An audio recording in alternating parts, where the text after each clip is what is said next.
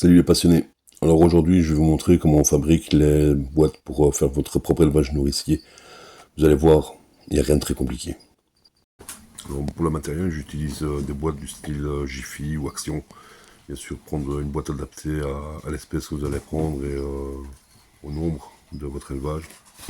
Ensuite, un petit carton d'œuf pour leur faire des cachettes dans la boîte. Un Stanley, un cutter. Alors pour les enfants, faites très attention, ou alors demandez à un adulte pour percer les boîtes. J'utilise aussi de la maille métallique en très fine pour faire des aérations, qui sera soudée à chaud. Et le fer à souder forcément pour souder la maille métallique sur la boîte.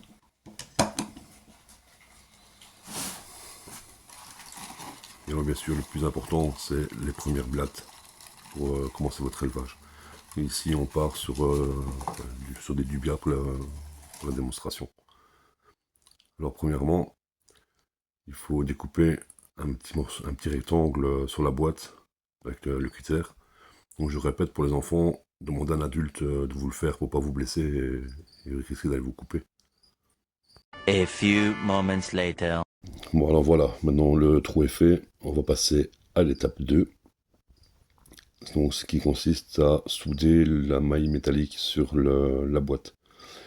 Oui bon, maintenant je suis désolé, c'est pour l'exemple, parce que bon, j'ai cassé la boîte en faisant le trou.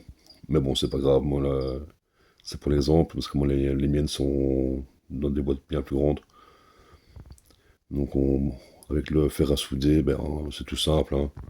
On fait juste glisser une fer à souder sur le plastique et la maille métallique. Et avec la chaleur, le plastique va fondre et va venir s'accrocher dans les mailles. Voilà, maintenant que le trou est fait et que la maille est fixée, on va pouvoir passer à l'étape du substrat. Maintenant, c'est vrai que j'ai oublié de vous parler du substrat. Moi, je pars sur des copeaux de bois comme on met pour les rongeurs, les lapins, les hamsters, etc. Vous pouvez aussi bien mettre du pellet, de la tourbe de coco, ou des choses comme ça, quoi. Ensuite, une fois qu'on a mis le substrat, ben, on passe au carton d'œuf pour les cachettes. Bon, moi, ici, il était un peu grand, donc je l'ai redécoupé en deux pour avoir deux morceaux pour savoir les rentrer dans la boîte. Et ensuite, on viendra placer les blattes directement dedans.